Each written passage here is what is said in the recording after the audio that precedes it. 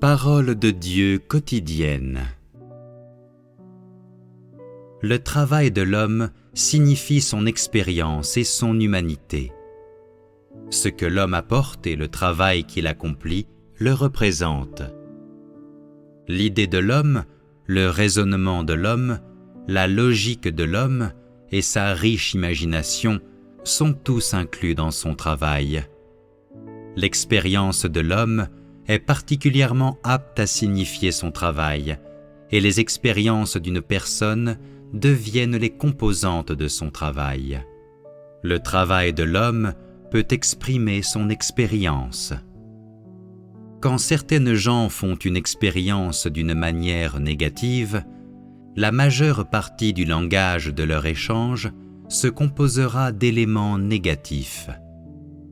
Si leur expérience sur une période donnée est positive et qu'ils empruntent particulièrement un chemin en étant positifs, leur échange est très encourageant et les gens sont en mesure d'en tirer des éléments positifs. Si un ouvrier devient négatif pendant un certain temps, son échange comportera toujours des éléments négatifs. Ce genre d'échange est déprimant et les autres seront inconsciemment déprimés après son échange. L'état des disciples change en fonction de l'état du guide. Un ouvrier exprime ce qu'il habite à l'intérieur et l'œuvre du Saint-Esprit change souvent avec l'état de l'homme. Il œuvre en accord avec l'expérience des gens et ne les force pas, mais impose des exigences aux gens selon le cours normal de leur expérience, ce qui revient à dire que l'échange de l'homme diffère de la parole de Dieu. Ce sur quoi les gens échangent transmet les idées et l'expérience de chacun, exprimant leurs idées et leur expérience en fonction de l'œuvre de Dieu. Leur responsabilité est de découvrir, après que Dieu a œuvré ou parlé, ce qu'il devrait pratiquer de son œuvre et de ses paroles, dans quelle partie il devrait entrer, puis de le livrer aux disciples. Par conséquent, le travail de l'homme représente son entrée et sa pratique. Bien sûr, un tel travail est mélangé avec des leçons humaines et avec l'expérience ou certaines pensées humaines. Quelle que soit la façon dont le Saint-Esprit œuvre, en l'homme ou en Dieu incarné, les ouvriers expriment toujours ce qu'ils sont. Bien que ce soit le Saint-Esprit qui œuvre, l'œuvre est fondée sur ce que l'homme est par nature, parce que le Saint-Esprit ne travaille pas sans fondement. En d'autres termes, l'œuvre ne vient pas de rien, mais est toujours faite conformément à des circonstances véritables et à des conditions réelles. C'est seulement de cette manière que le tempérament de l'homme peut être transformé, que ses vieilles notions et ses vieilles pensées peuvent être changées. Ce que l'homme exprime est ce qu'il voit, ce qu'il expérimente et ce qu'il peut imaginer, et c'est atteignable par la pensée de l'homme, même si ce sont des doctrines et des notions. Le travail de l'homme ne peut pas dépasser la portée de l'expérience de l'homme, ni ce que l'homme voit, ni ce qu'il peut imaginer ou concevoir, peu importe la quantité de ce travail. Ce que Dieu exprime est ce qu'il est lui-même, et c'est inatteignable par l'homme, c'est-à-dire que c'est au-delà de la portée de la pensée de l'homme. Il exprime son œuvre de direction de toute l'humanité, et cela n'a aucun rapport avec les détails de l'expérience humaine, mais concerne plutôt sa propre gestion. Ce que l'homme exprime, c'est son expérience, alors que ce que Dieu exprime, c'est son être qui est son tempérament inhérent et est inaccessible à l'homme. L'expérience de l'homme se compose de ses idées et de ses connaissances acquises à partir de l'expression par Dieu de son être. De telles idées et de telles connaissances sont appelées l'être de l'homme et leur expression est basée sur le tempérament et le calibre inhérent de l'homme. C'est pourquoi elles sont aussi appelées l'être de l'homme. L'homme peut échanger sur ce qu'il expérimente et ce qu'il voit. Personne ne peut échanger sur ce qu'il n'a pas expérimenté, n'a pas vu, ou sur ce qui est inaccessible à son esprit, ces choses n'étant pas à l'intérieur de lui.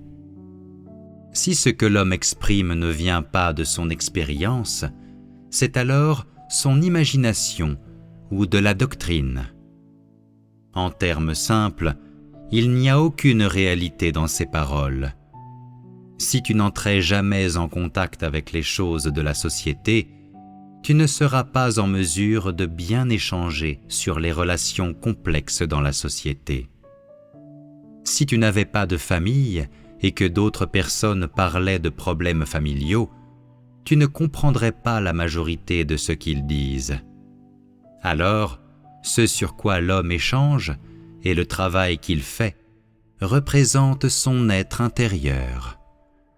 Si quelqu'un échangeait sur sa compréhension du châtiment et du jugement, mais que tu n'en avais aucune expérience, tu n'oserais pas nier sa connaissance, encore moins oserais-tu y accorder ta confiance à 100%.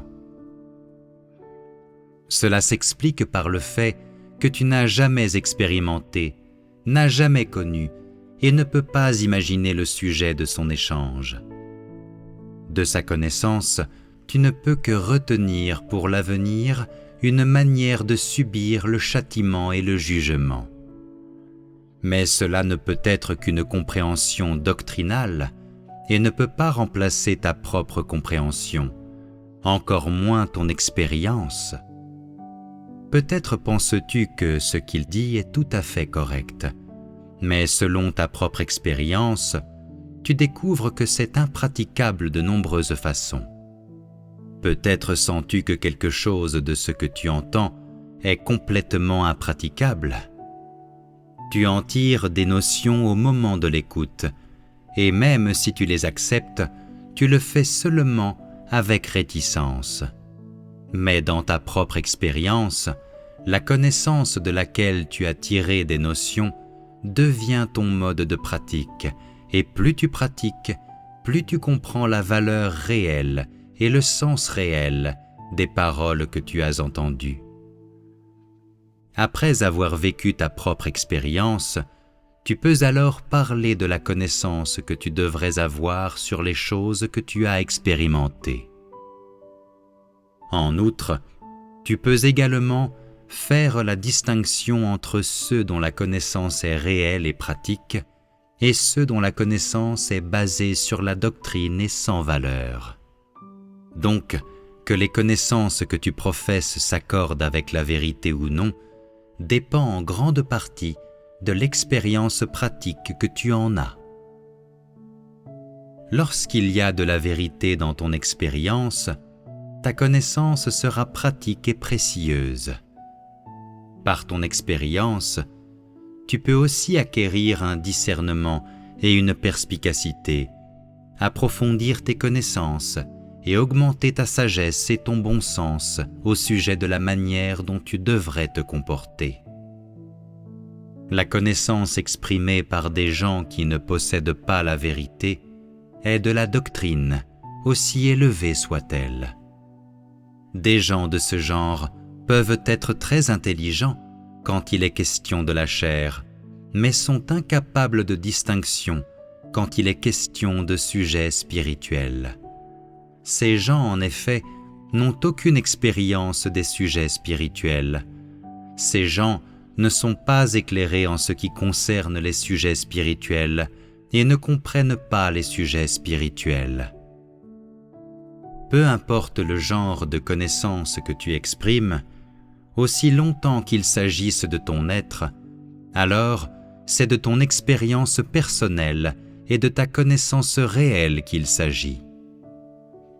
Quant aux gens qui ne parlent que de la doctrine, c'est-à-dire ceux qui ne possèdent ni la vérité ni la réalité, on peut dire que ce dont ils discutent peut aussi être appelé leur être, car leur doctrine est le fruit de leur contemplation profonde et est le résultat de leur profonde rumination. Mais ce n'est que de la doctrine, rien de plus que l'imagination.